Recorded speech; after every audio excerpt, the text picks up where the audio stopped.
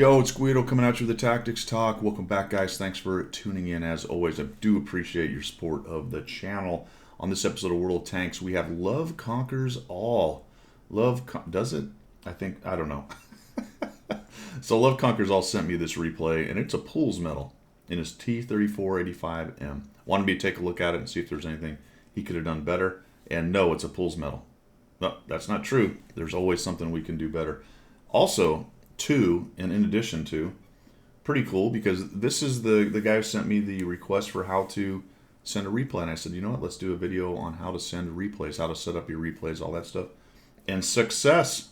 Here's the replay from that video of how to do replays. So fantastic. Love Conquers All says, I play on a wireless laptop, wireless mouse keyboard, upstairs in my man cave, far from the router. I stink, I know, but I like to think I play better when no one is up. And I have all the broadband. Yeah, more than likely. You know, the only reason I mention all that is because your personal situation, your equipment, your home, when you play, how you play, all that stuff, it really does have a lot to do with how you end up, your stats, really, I guess, at the end of the day. And to some extent, how you enjoy the game. But the point is, you should always try to just enjoy the game, whatever your situation is. So here we got a lot of wireless stuff going on in a laptop. Personally, that would drive me crazy. I do that. I do have a laptop. It is on wireless. On occasion, I do play off of that, especially if I'm on the road or something. And it definitely affects your gameplay. It absolutely does. Especially if you're good like me and you can pay attention to it and notice how much of a difference it is. And what's interesting to me is a lot of people do really well with that anyway. And to a large extent, it's what you're used to. Okay, to a large extent, it's what you're used to, what you practice with. Could you actually do better with a better setup? Yeah, probably, more than likely. But we're going to watch Love Conquers All have a great game right here. We're going to talk a few things. I've watched it once. We'll talk a few things that I think he could probably do a little bit better. But he is here on Ruhenberg and has spawned into the south spawn. And he's going to a spot that I don't use much. So let's see what he does. Because from the south spawn, the middle road is very difficult to use. The good news for Love is that February is coming. That's that. They don't really invest much here. His first customer is this guy. I would have just taken that snap, by the way. No harm, no foul. You got lots of shells. Just fire at that guy as you go by. The 4D is just out in the open, probably wondering what in the heck is going on. Why is my team not controlling the middle to at least keep guys from coming to this spot? Now that is just highly unusual. To be able to come to this rubble pile and not get absolutely creamed by guys. I gotta look on my other map here. Absolutely creamed by guys up in this flat area right here or further up into the bushes. It's just absolutely amazing that he didn't get rocked here. But you deal with what you've got, and the enemy team has decided to camp a lamp a ding dong way in the back. The martyr gets a little poke at him. The 60 GFT takes a chunk of him, kills his commander. But we've got an interesting thing. This is what I want you to kind of key in on this one, Love, is what's going on behind you. Unknown what this guy's plan is. He just complete unawareness that the entire road is compromised. So he's just going to drive around in the middle. Now, I was talking about awareness. Now, I want you to take a look at this for just a second. You have a few guys behind you, but not many. The enemy team is starting to come into the town. You know you got a bunch of campers in the back. You cleaned out a guy in the middle. You have a ton of guys up here in the little town. And you're staring at ground, right? This guy you're not going to get a shot on. Just zoom out a little bit and go, oh, right. He is, and plus, if you look on the mini-map, he is way up here on that east border. And you know the ground goes up, and then there's the road, and there's just no way you're ever going to get a shot on that guy. So there's no reason to even be looking at him right now. The point there then is to zoom out and go, all right, what's going on? All right, no, those guys are fine. Do I see anything? No. Okay, he's still there. No. Okay, what's going on? Where are these guys? That's the kind of camera work that you should be doing, zooming out. And you use shift zoom, like I see a lot of people use. It's going to cause you problems because it's going to zoom in. You're going to be, all right, I'm going to shift zoom there, and invariably you're over here. Like, oh crap, okay, I'm going to shift zoom that guy, and you're looking up here. We get a Panzer 26 or PZ or P26 moving around. We move up into this building. There's a great example right there. You just shift zoomed into the wall above everything. That's why I cannot stand shift zoom. It just, you're looking through a soda straw, but instead of going, all right, I'm going to zoom down the soda straw so I can see, you're going to go, I'm going to put my soda straw over here and then zoom. That's what it does. A little late. I think you probably could have accepted not quite zoomed in on that one. But you do see him. That's good. All right. A little bit, again, probably worth investigating a little bit more in here what's going on and checking back. And right about now, I would have said, all right, they got a pretty good push in town. Our guys are starting to get beat up. I'm going to go back that way and help those guys. I see you looking at it. And then we're kind of looking at this. Now, think about it for a minute. I always say, what's the plan? You do mention it in your note. That mantra is going through your head. How about this also? Why are you letting their campers play? Why are you letting their campers play? They're going to sit up in those bushes. They're going to sit up in those bushes and do nothing. That's what they do. Not until their team is really winning will they push out of there, especially with a large number of folks up here punishing them. Also, too, and by the way, did you notice that you got a light right there? That guy's dead. You can kill him pretty much right now. You miss a lot of those opportunities from the mini-map. You're just zoomed in. Somebody else got the kill. That was your 11th kill, by the way. That was your 11th kill. Someone else just got it. So we're kind of looking around. Again, I would go back over there. Help those guys in the middle. Help them clean them out. You're losing hit points there, and you're losing your opportunity to win that. Again, there's all kinds of dudes lit over here. This guy is shootable. You're actually going to get him in just a second. This guy actually ends up being shootable as well, the ELC BIS. And we're looking at a guy that's behind a rock or behind a building. He's never going to come out from the open there. Good news is that the T-67 stays lit enough and is unaware enough that you're able to shoot him. And then we're kind of looking here, and all of a sudden, man, you got a problem back here. You're starting to lose, but it's still winnable. You got a Panzer 1S, Panzer 4D, and your Matilda. That's where their power is. Okay, you're the power boy. You're the big daddy rabbit on this team right now. Okay, the other tier 6s are dead already. You're it. So this Firefly and Hellcat, I believe the Hellcat's over there as well. They need to be countered by you. You got to get in there and help your guys. Someone's clicking, and we're just kind of looking at the campers, hoping that maybe somebody will light a camper. Another shift zoom into the building. And we got a guy here. Oh, holy cow, what's going on? Shift zoom. Oh, there he is. Took a shot on the Martyr. And he backs out. And there's another shot on the Matilda, who foolishly comes out. Looks like maybe you're trying to lead fire him, and he actually stopped on you. Again, I can't stress this enough. What's going on back here? Nothing good, right? And we're over here sniping at the campers. Like, I guess there is some... Oh, a little forward. Yeah, turn that bad boy around. And it's almost too late. In fact, it's going to be too late here. The 1S is out in the open. He's hurting. Trying to side scrape against a Firefly. Actually, he's trying to survive behind your dead Cromwell. Now, when you came in here, I thought you were going to get in here and break this open. There's only two right there. There's only two. The Firefly is not quite a one-shot, and there's a Matilda. And you've got a Matilda and a KB-1S. I thought you were just going to blitz in there and start taking names. The problem is you don't. You just come in here and very timid. Okay, am I going to get a shot? I don't know. Well, maybe. Not sure. What's KB? Oh, KB-1S died. Uh-oh, that guy died. And now what? All right, so what's the plan? Holy cow. The plan is at this point, you're too late getting in there. And you were a little bit too timid getting in there and trying to clear out at least two of those guys. Now there's four of them. And your Matilda's sitting in a corner right there. You're also going to suffer a hit there because you're looking backwards. You need to learn how to zoom out and back up and watch the guys in front, because there's going to be an opportunity for a shot here. I'm going to show you what you're doing with your camera. Okay, this is what you had. The guy came around the corner. You actually had a shot. Not a great one, because he side scrapes and does a nice job taking hit points, but you had a shot, but you're looking completely the wrong way. Nice job blocking the turret forward so that the turret didn't turn. But this is just a pure runaway maneuver right here. Your Matilda does yeoman's service by sitting in that little notch thing right there. Why they didn't just push him, I don't know. They are worried about you. So we have a bit of a standoff here. I thought he might go in there and try to get that Matilda, or sorry, try to get that Firefly out. Firefly is very dangerous, lots of pen, good gun, very accurate. Hellcat lets you shoot him right there. I'm not really sure what the heck he's thinking there. He wants to get his shot. A little bit of a miss on the snap, and we're sort of stuck in the middle. And I think you'd have really cleaned up that middle area had you moved over there much earlier. Got 2 kills, 994 damage.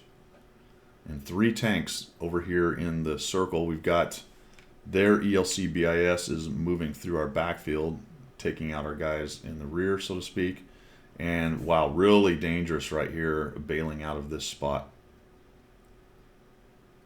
But I don't think you actually get spotted. I sort of expected the Firefly to get a shot on you right there. And this actually works out in your favor. So not a bad reposition, to be honest. Very dangerous. I'm very surprised one of them didn't come around the corner and see you. That's my luck on things like this. So I don't think they know you're gone right now. And this is going to really work out in your favor. Because this Hellcat has no idea really that anybody's gone back here. You're going to find him raging across. You take a peek and all of a sudden, ooh, Hellcat, Hellcat, there you go. Minimap awareness. I wanted to note that right there. You need to think a little bit more about lead fire as opposed to aiming center mass by the time you shoot and it just barely clips his back end. Just aim a little bit ahead of that guy so he walks into your shot. Some of that may have to do with ping and laptop and wireless. Nice shot right there. But if you can work the lead fire, that's good. I don't know if you were spotted right there, to be honest. I think you were behind the bushes.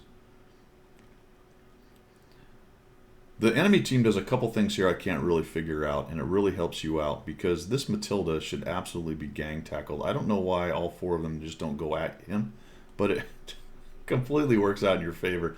It takes them forever to try to take this poor guy out. He's stuck in this little notch.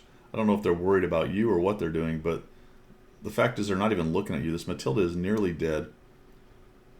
And you find their Matilda right here. He's driving up on things. I don't know why. He dies. You come around the corner. I might have taken down the Martyr just to get that guy out. But let's see how it works out. Martyr runs. You kill the KV-1S. Again, I think you misprioritized the guy you should go after. I'd absolutely kill him right now. And I would back up enough to where that Martyr doesn't have a shot. But you actually get a little bit channelized attention right here. A little soda straw action. And you end up shooting him. Somebody shoot HE. I guess that's the LEFH that took a shot. The Firefly misses. Again, with a little bit lucky, shooting center of mass. I think you needed a little lead fire on that, but nice job. You end up taking him down. Their Matilda's up there, so you know he's up in there somewhere. And that leaves them a Martyr, a Matilda, and an LEF. Now, the LEF is probably not coming around the corner anytime soon. The Matilda shot you from way up there. That leaves the Martyr. The Martyr has been pretty content to sit in a bush in the back. So I'll be honest, I'm not really sure why you're backing out like that. If you're trying to get away from the LEF, you really need to get up closer against this building right here because he can actually drop. If you happen to know you're right there, he's still got enough arc to maybe get you. All right, what's the plan now? We'll see what you do. My plan would have been different.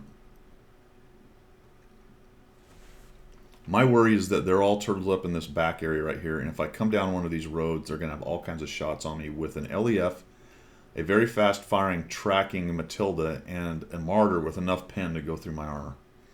That little combo there, even though they're all tier 4, well, 2 tier 4s and a tier 5, that's brutal for you to push. My plan would have been to come... I gotta get down over here, stupid thing. My plan would have been to come down the south, come across and up this road on the east, and start working through here and try to find them up on top. And if I can clear out 1 or 2 that might be hanging out up there, then I can work my way down into here. But if you drive along these roads, if they're sitting here, they are going to absolutely murder you trying to move in. You know what, though? They're not very bright. That's not where they are. That's not where they are, and it works out for you. So you're going to come over here. Not a bad plan to take a look at what's going on. Notice that your teammates are bright, and they're actually following you. So that's a very good thing. The IKV and the T-67 are sticking with you, and you've got a little force right here moving together, and that's fantastic. That's how you do this. I expected you to get lit any moment right here. I was also a little bit worried you were going to go through the circle, but you cut left, so good job. Don't let people know where you are if you don't have to, and you didn't have to. You can go right around that. T-67 was, nobody's taking hits. Watch the T-67. If he starts getting hit, you know somebody's around. A little recon by fire right there. They're not in this little spot, so that probably means, where are they? They're more than likely up here on the northeast, up on this road somewhere. Potentially going towards your cap. You do have enough speed, though, hopefully, to get there. The LEF-H is not going anywhere quickly. The Matilda is pretty slow as well, but the Marder can get around. I'd have just pushed through this bush. My problem with doing that right there, pushing into that bush at that point and stopping, is there's so many ways for them to see you from right here that this is not really a perfect cover bush. So you might think, oh, I'm just going to move into this bush and hide for a bit. But there's so many different angles where you can be seen. There's no sense stopping, just keep trucking at this point. You've already basically broken cover. A lot of times when you move, stop behind a bush, that gives them a better shot. And you don't have the momentum. You've got to start going forward again. It takes you a while to get going, and that may cost you another shot or two. LEF is just sitting right there. Like I said, he can't get very far. There he goes. 8 kills. Nicely done. And, oh, hey, check this out. The Marder's actually way over in town. You don't see the Matilda because the T-67 came up top. So where on earth is this guy? My assumption was he'd be hanging out with the Marder because they're platoon. That might be a dynamic platoon unknown. Probably could have seen that at the beginning of the game as people started to join platoons. This, again, like I said, the enemy team does some things I can't quite figure out. Now your team does something I can't quite figure out. You come through here looking for him. Now, clearly one guy's on the cap. All right. One guy is on the cap. I'm going to have to I got to shift here. One guy's on the cap and one guy's here. So you're not going to get 2 on the cap for a faster cap. You have 1 minute and 28 seconds to deal with this Matilda. I would have absolutely taken out this Marder before I went anywhere against the Matilda. That's pretty funny. Somebody's following me. That happens every once in a while. Somebody put a follow in Twitch while I'm doing a recording. All right, so the Marder's there. I would have killed him, and then you have all kinds of time. So this sequence sort of defies imagination to me, but it happened. If I didn't see it, I wouldn't have believed it. So we come around here, we go by, and I'm thinking, all right, this is over. This Marder is doomed, right? I mean, he just takes a big 170 hit. There's an IKV, a T-67. I mean, clearly this guy is dead. He actually gets away from you in the T-6. I'm like, okay. The Matilda hits you, so you head on down here. Look how much time you still have. If you'd have just stuck around and killed that dude, let's just watch. There's another shot you would have had. There's another shot you would have had. Really only took you about 20 seconds to get down here and start lighting up this Matilda. So absolutely would have taken him out. I don't have any idea why your team has not killed this guy. Remember I said he gets 10 kills, right? It's a Pools medal. Oh, man. All right, so the Matilda doesn't see you. I'd have stopped much earlier than that and started shooting. The other thing that you've done to yourself here a little bit, and you probably thought your team, that nice blind shot, by the way, well done on that. I am sure you thought your team would handle this guy much quicker, but you have put yourself in between 2 guns, which is not a great idea either. Somehow the Matilda has killed the T-67. Now the IKV is dueling the 38. He misses, and here it comes, the 10th kill. Nicely. I have to watch that again. It's so silly. 10 kills, 2,433 damage, 375 blocked. Pools medal for Love Conquers All, man. Nice game. Well done. Not taking any of my comments about what you could do better or mistakes I thought you made are all mitigated by the fact that you had a 10 kill game with 2,433. Pools medals are always fun.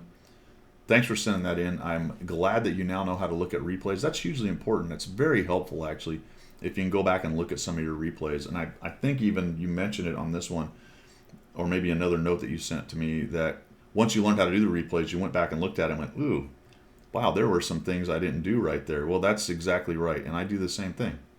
I'll have a really bad game. It actually happens sometimes on really bad games. I'll have a really good game, look at it, and it's not that great. I'll sometimes have a really bad game where I think, the game in RNG was conspiring against me and it, just was really unlucky. And then when I look at that, I'll go, no, there was a couple unlucky things, but not nearly as many as you thought. Most of it was you. Most of it was you, and that is just how it is in this game. Despite all the babbling and gnashing of teeth about how RNG and everything's predetermined, that's complete hogwash. Yes, RNG has a large vote in the game, but ultimately your stats are how you perform in the game. With all of the other things of the game, the RNG, the matchmaker taken into account. Because the point is we all play the same game.